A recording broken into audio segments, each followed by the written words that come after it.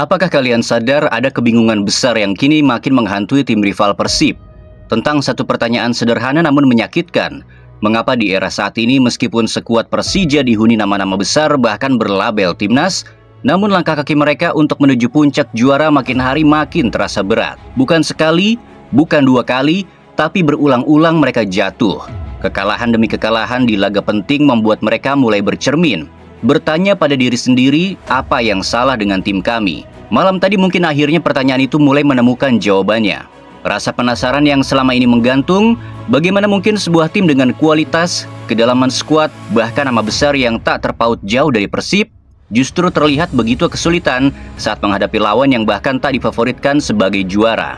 Dan tanpa sedikit pun mengurangi rasa hormat kepada pemain berlabel timnas seperti Jordi Amat, tapi apa yang terjadi semalam terasa begitu gamblang.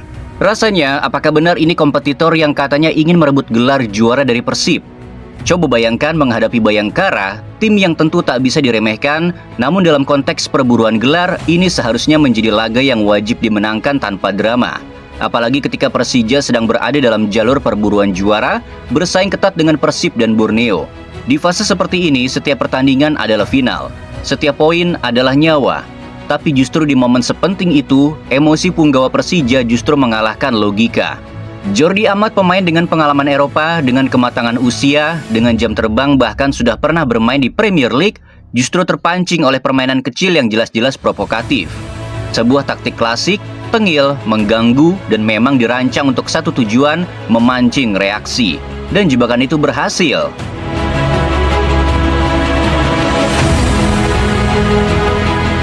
Hingga akhirnya kartu kuning kedua itu keluar dan Persija dipaksa melanjutkan pertandingan dengan 10 pemain. Dan yang lebih mengkhawatirkan, ini bukan terjadi sekali. Ini seperti pola. Berkali-kali kita melihat para pemain Persija seperti bermain dengan bara di kepala. Panas, mudah tersulut, dan terlalu cepat bereaksi. Memang kita akui ada momen-momen tengil dari pemain lawan. Ada provokasi, ada gestur kecil yang sengaja dilempar untuk mengganggu fokus. Tapi yang jadi masalah, reaksi balasan pemain Persija. Terlalu berlebihan, terlalu mudah terpancing, dan yang paling fatal, terlalu mudah dimanfaatkan. Lawan tahu persis celah ini. Mereka tak perlu selalu mengalahkan Persija lewat taktik atau kualitas permainan.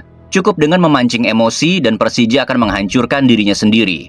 Hasilnya kartu demi kartu, pelanggaran-pelanggaran yang tak perlu, kerugian yang terus berulang, dan kita semua pasti masih ingat momen hidup mati itu. Saat Persib Bandung berhadapan dengan Persija Jakarta di leg pertama, saat itu Persija butuh kemenangan, bukan cuma mencuri 3 poin, tapi demi harapan.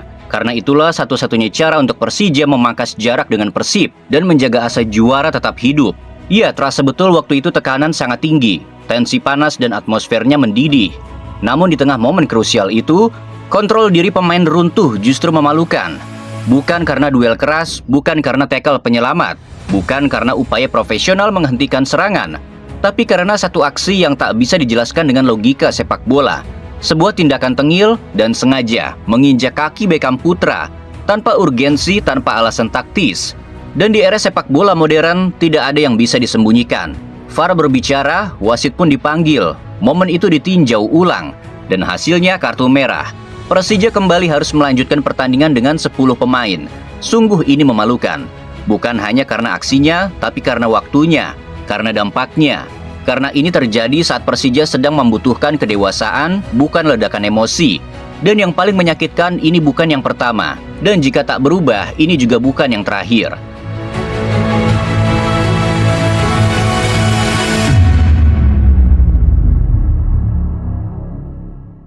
Dan yang lebih ironis lagi, masalah ini bukan hanya muncul saat berhadapan dengan lawan.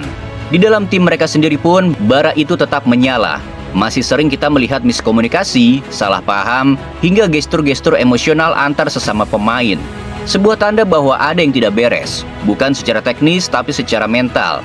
Lihat saja apa yang terjadi tadi malam saat Persija melawan Bayangkara. Sebuah momen yang seharusnya tak perlu terjadi. Ketika Thales Lira, pemain asing, terlihat berani meluapkan emosi dan memarahi Rizky Ridho. Ya, Ridho itu bukan pemain biasa, tapi kapten tim, pemain lokal termahal. Sosok yang dipercaya memimpin di lapangan. Dari satu adegan itu saja, kita sudah bisa membaca satu hal yang jauh lebih dalam. Ada yang retak, ada yang tidak sinkron dalam sisi emosional tim ini. Bagaimana mungkin ada pemain yang tak bisa menghormati kapten mereka sendiri? Apa yang diharapkan dari tim semacam ini? Dan jika kita jujur, secara materi pemain, Persija dan Persib Bandung memang nyaris seimbang, 11-12. Tapi perbedaannya terasa begitu jelas. Di satu aspek yang sering dianggap sepele, namun justru paling menentukan, kecerdasan emosional. Bayangkan, kualitas sama, jumlah pemain sama, ambisi yang sama. Tapi karena gagal mengontrol emosi, semuanya runtuh. Bukan dihancurkan oleh lawan, tapi dihancurkan oleh keputusan-keputusan singkat, reaksi spontan yang lahir dari kepala yang panas. Dan dampaknya berulang, lagi dan lagi. Bahkan efek domino itu sampai keluar lapangan. Sebagian oknum supporter mulai mencari kambing hitam. Nama Cyrus Margono pun ikut terseret. Kiper muda yang baru menjalani debutnya langsung ditempatkan di garis terdepan untuk disalahkan.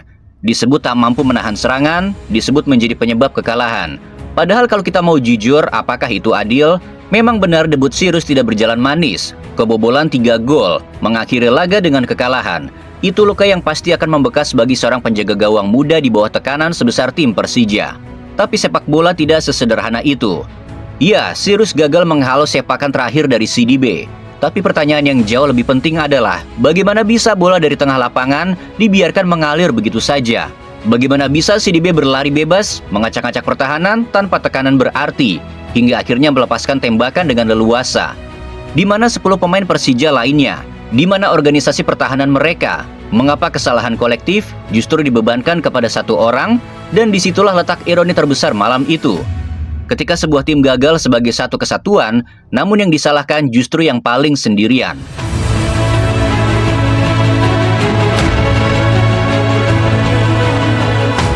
Kita akui dalam tensi setinggi ini, dengan tekanan harus juara, dengan ekspektasi yang menekan dari segala arah, emosi memang jadi sesuatu yang nyaris tak terhindarkan. Bahkan dari sisi Persib Bandung sendiri, hal itu juga pernah terjadi. Kita masih ingat di awal musim lalu ketika Sadil Ramdhani terlihat begitu emosional saat ditarik keluar. Gesturnya jelas, frustasi, bahkan sampai melempar botol. Sebuah reaksi yang sangat manusiawi dalam sepak bola. Tapi pertanyaannya, apakah itu menjadi masalah berkepanjangan? Apakah emosi itu terbawa ke pertandingan berikutnya hingga berujung pada keputusan yang merugikan tim? Jawabannya tidak. Dan bukan cuma Sadil, kita juga melihat bagaimana Tom Hai di awal-awal musim berkali-kali terlihat terpancing emosi. Bukan hanya kepada wasit, bukan hanya kepada lawan, bahkan kepada rekan setimnya sendiri seperti Beckham Putra. Momen-momen itu ada, nyata dan terlihat.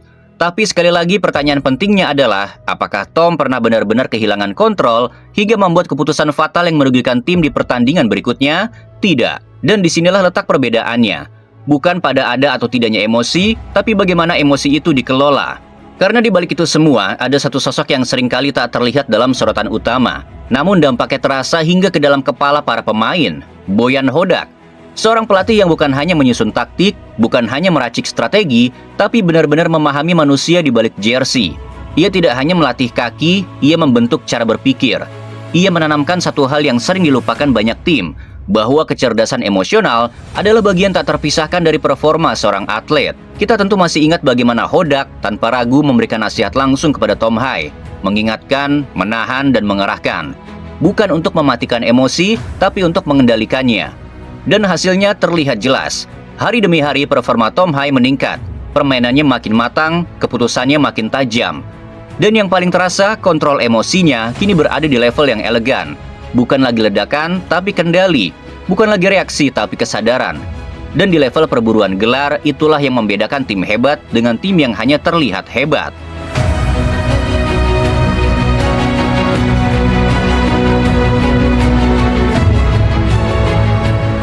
Setelah malam itu berlalu, realita pun berbicara dengan sangat kejam. Persija Jakarta harus menelan kekalahan menyakitkan dari Bayangkara Presisi dengan skor 3-2. Sebuah hasil yang bukan hanya menyakitkan secara angka, tapi juga secara mental. Di saat yang bersamaan, Persib Bandung justru menunjukkan wajah sebaliknya. Konsisten, tenang, dan nyaris tanpa drama saat menaklukkan Semen Padang dengan skor 2-0. Dan satu pesaing lainnya, Borneo FC Samarinda juga tampil meyakinkan. Tanpa banyak celah mengalahkan Madura United dengan skor 3-1. 3 pertandingan, 3 cerita berbeda. Dan disitulah ironi itu terasa begitu dalam. Karena jujur saja bagi sebagian supporter Persib, ini adalah momen yang membingungkan. Di satu sisi mereka tentu ingin melihat timnya kembali meraih gelar, bahkan untuk ketiga kalinya secara beruntun. Namun di sisi lain ada rasa hampa yang sulit dijelaskan. Karena rival terbesar mereka Persija, kini terasa seperti mulai menjauh dari persaingan. Tertinggal 9 poin dari Persib, sebuah jarak yang di fase krusial seperti ini terasa begitu berat untuk dikejar. Seolah-olah pertarungan klasik itu perlahan meredup sebelum mencapai klimaksnya. Namun bagi Persib sendiri, ini bukan waktunya lengah. Karena meskipun Persija mulai tertinggal, mereka tetap tidak bisa dianggap selesai. Liga masih menyisakan 8 pertandingan, dan dalam sepak bola segala kemungkinan masih bisa terjadi. Tapi ancaman yang paling nyata saat ini bukan datang dari Jakarta, melainkan dari Kalimantan. Borneo FC Samarinda, tim pesut etam itu benar-benar hadir sebagai ancaman nyata. Selisih poin hanya 4 angka. Artinya satu kali terpeleset, satu kali kehilangan fokus, satu hasil imbang yang tak seharusnya terjadi, dan semuanya bisa berubah. Ya, dalam fase sekrusial ini, setiap pertandingan bukan lagi sekadar laga, tapi pertaruhan. Bukan lagi soal bermain bagus, tapi soal bertahan di puncak. Karena dalam perburuan gelar seperti ini, yang bertahan paling lama di bawah tekanan, dialah yang akan berdiri sebagai juara.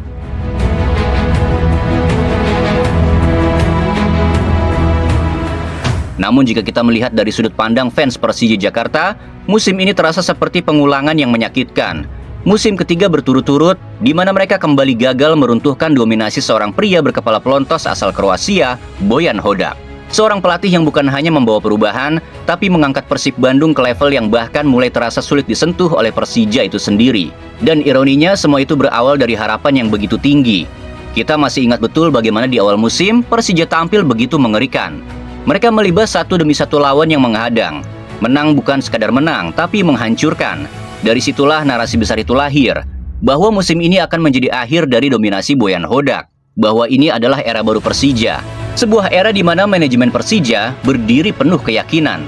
Para pemain Brazil Persija bermain dengan dada membusung, dan The Jackmania percaya tanpa ragu, bahwa inilah saatnya, saat untuk mempermalukan Bojan Hodak.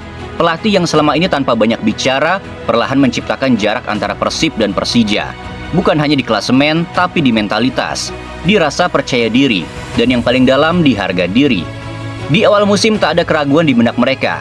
Skuad yang dijuluki Brazilian Persija itu dibangun dengan ambisi besar, nama-nama besar, teknik tinggi, flair khas Amerika Selatan. Mereka tidak datang sebagai penantang biasa.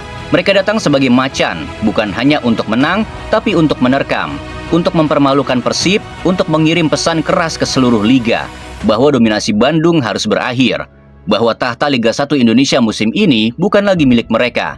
Namun waktu berjalan, dan satu persatu realita mulai menghantam, bahwa ambisi saja tidak cukup, bahwa kualitas saja tidak menjamin, dan bahwa untuk menjatuhkan sebuah dinasti, dibutuhkan lebih dari sekadar keberanian, dibutuhkan konsistensi, kedewasaan, dan yang paling sulit, kemampuan untuk tetap tenang. Saat rasa emosi benar-benar membakar kepala.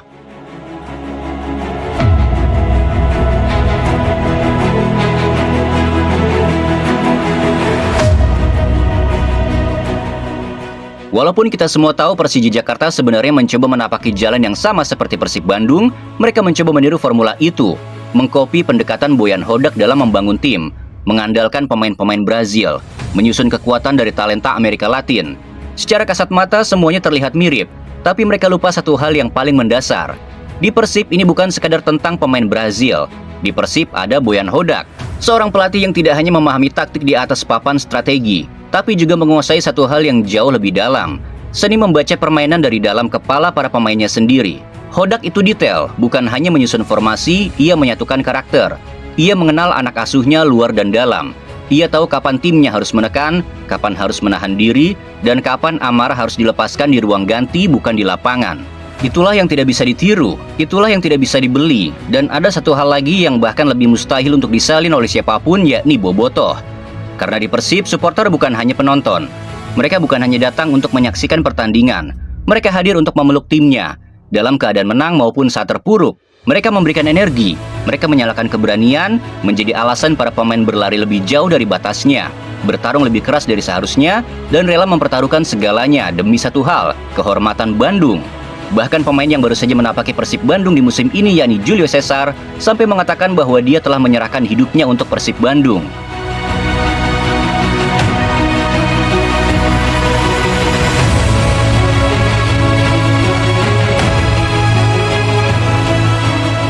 Pada akhirnya Persija pun mau tak mau harus berani jujur pada diri sendiri, mengakui satu kenyataan yang pahit yang tak bisa lagi dihindari, bahwa saat ini Persija Jakarta belum layak menjadi juara dan jelas belum layak membawa nama Indonesia ke level Asia.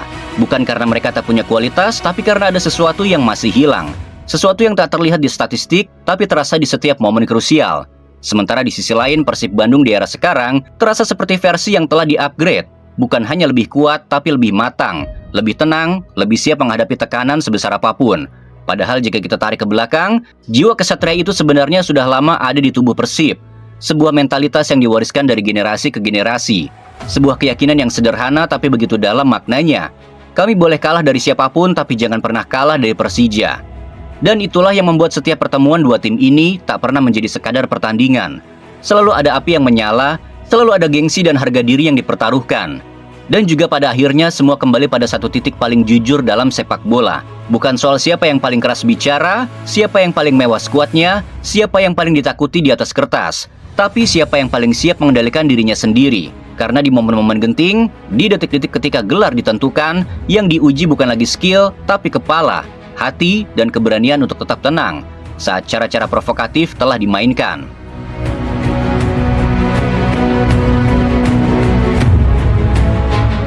Hari ini Persib Bandung berdiri di puncak bukan tanpa alasan. Mereka bukan hanya kuat, solid, tapi mereka terkendali. Sementara Persija Jakarta, mereka harus belajar satu hal paling sulit dalam perjalanan menuju juara, mengalahkan diri sendiri. Karena selama emosi masih menjadi lawan terbesar, selama ego masih lebih dominan dari logika, maka sejauh apapun mereka melangkah, ujungnya akan selalu sama, terjatuh di saat yang paling menentukan. Dan bagi Persib, jika mereka mampu menjaga ini semuanya, menjaga fokus, kepala tetap dingin, hati tetap menyala, maka bukan tidak mungkin sejarah kembali tertulis. Bukan hanya sebagai juara, tapi sebagai dinasti yang tak hanya menang, tapi menguasai.